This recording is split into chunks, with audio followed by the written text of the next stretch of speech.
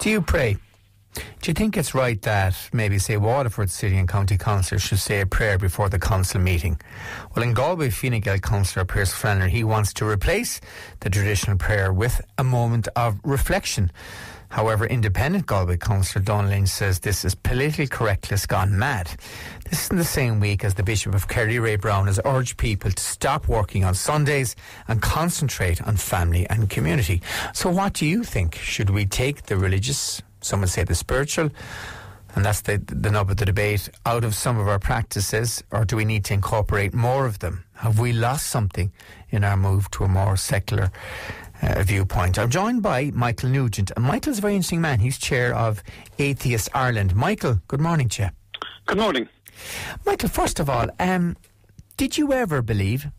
Well, I remember when I was a child in primary school, we were given a project to do over the Easter holidays to read the Gospels and rewrite them in our own words. And I spent the whole Easter doing that. And when I was halfway through it, I decided that this Jesus character reminded me of a superhero like Batman or Superman that I used to read in my comic books. So I think from that moment I didn't believe that it was a real person. But I did consider myself for a long time an agnostic rather than an atheist on the basis that, well, we can't know. What's the difference? Just explain. Well, what most people believe, and what I used to believe, is that an atheist says there's no God and an agnostic says I don't know, and a theist says there is a God. But then I kind of gradually came to understand it's slightly more nuanced than that. That atheism and theism are about what you believe. You believe there's a God, you not believe there's a God. Agnosticism is about what you can claim to know. Now, I strongly believe that there isn't a God based on the best available evidence, but I don't claim to know that there isn't a God, and on that basis I'm also an agnostic. Right, you can't be sure, can you, there isn't a God out there? Well, you can't be sure of anything. You can't be sure that your house is there when you go home, but what you do is you apply reason to the best available evidence that's there, and on that basis there's far more evidence that humans invented the idea of God than it is that gods actually exist.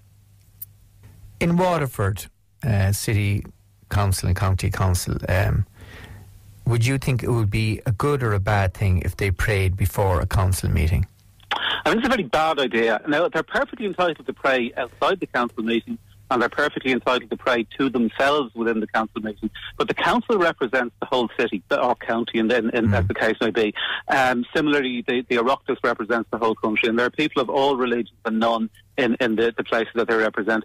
Look at it the other way around. If hypothetically the council was to start every meeting by saying everybody has to stand up and recite that there's no God, everybody would immediately realise that that's wrong. Now, we're not looking for that. We would be as opposed to the state supporting atheism as we are the state supporting religion. But it's simply not the thing we should do. And it's just one of the notes in this constant background noise of religious interference in our public life. RTE broadcasts the Angelus every day. The Dole starts every day by a prayer. When guards are signing in, they hold up Bibles in their swearing centre. You've this thing in Waterford. You've Bishop of Kerry as well talking about not working on Sunday. I remember when I was a child. I grew up in the 1960s, and back then we had relatives in Northern Ireland. And if you went up to Northern Ireland in the 1960s, the Belfast City Council padlocked the playgrounds so that children couldn't play in playgrounds on Sundays, because it would mean that people had to go to work to maintain the playgrounds. So the Good Friday drink ban is another thing coming up. People should be able to drink on a Friday in the same way as they can on a Thursday or Saturday. It's a pluralist republic. Everybody has different beliefs, and the state, in order to protect everybody's right to believe what they want to believe, the state and councils should stay neutral.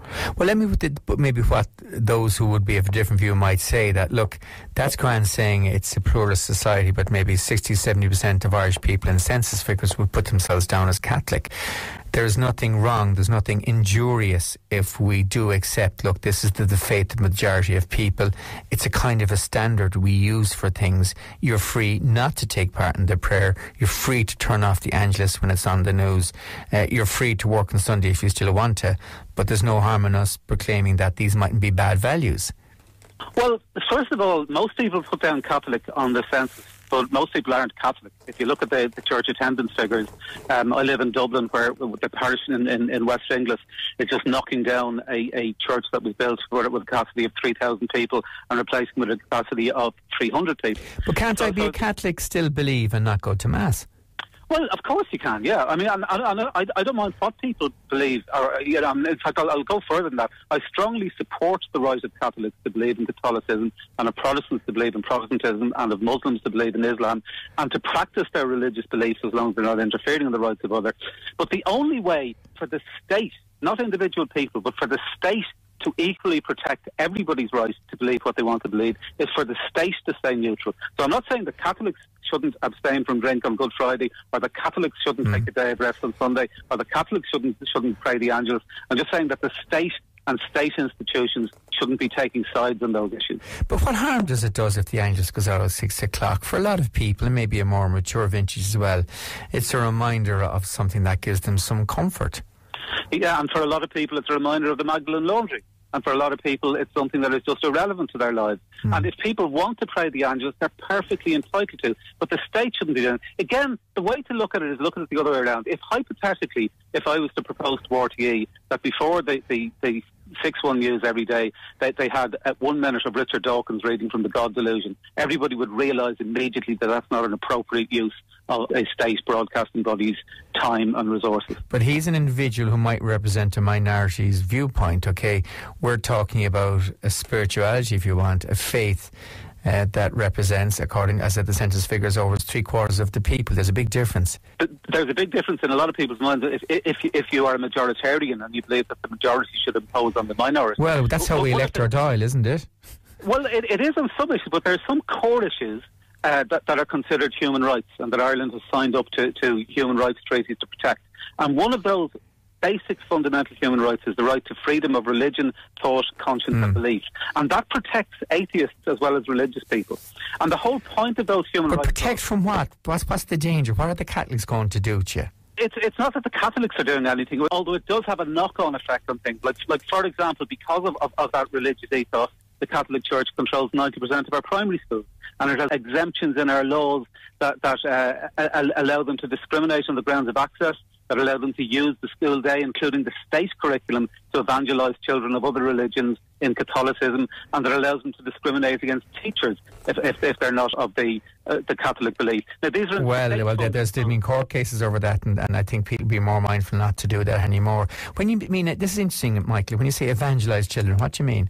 Well, what I mean is this is why the Bishop of Kerry is talking about this. He says that this plan is based on some recent church documents, and he cites two, one called Evangelical Gaudium, which is the joy of the gospel by Pope Francis, and the second is Share the Good News by the Irish Catholic bishops.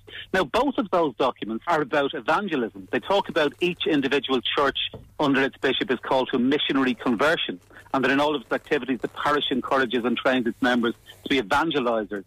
And Share the Good News is Bishop Dermot Martin said at the launch that the change in religious culture requires a real culture change in the way that we evangelise. So these things are not merely about Catholics behaving as Catholics. They're about trying to evangelise non-Catholics into Catholicism. It's a policy that the Vatican has had over the last few years. But that word evangelise, because its connotation is almost like of a cult. Is that how you see it, that they're brainwashing kids?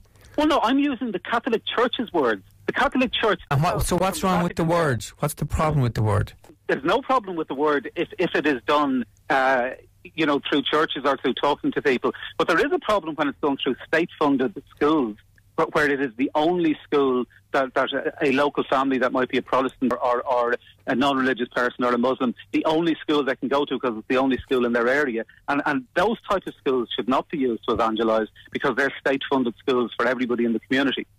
And I'm just wondering, part of that argument about the schools and the acts and so forth, one of the fears was with legislative changes was that actually for other faith schools, Protestant and Muslim, that they would be hit and they would be restricted to themselves from evangelising. So do you think all religions shouldn't evangelise in those schools? Of course, because Atheist Ireland, we have a strong belief in working with people of different religions. We have an alliance on secular education with the Evangelical Alliance of Ireland and the Ahmadiyya Muslim community of Ireland. And the Protestant schools discriminate against the evangelicals.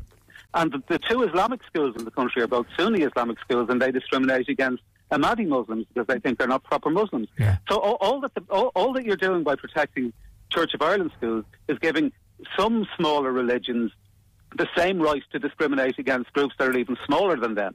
Ultimately, freedom of religion and belief resides with the individual. The state should be protecting individuals' rights, not institutional rights. And it should protect the rights of all religious and non-religious people equally. Okay, Michael, final question. Do you think that people who believe in God are delusional? I'm always perfectly happy to say that I might be mistaken in saying that there's no God.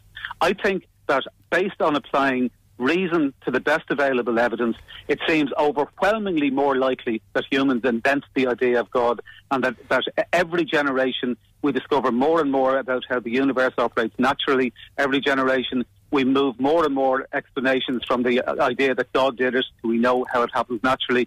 And I think that when the big questions that we still need to understand, like how consciousness works, how life began, what happened before the Big Bang, when we do discover those, it's far more likely that it would be a natural explanation than a supernatural.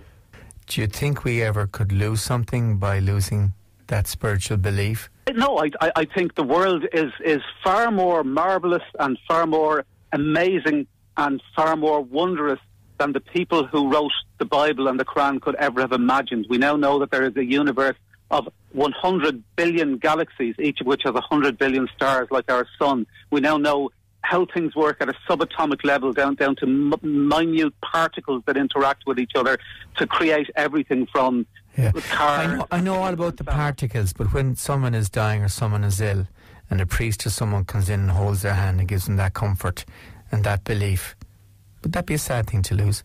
Well, my wife died of cancer a few years ago, and while she was preparing to die, I was there to hold her hand. Yeah.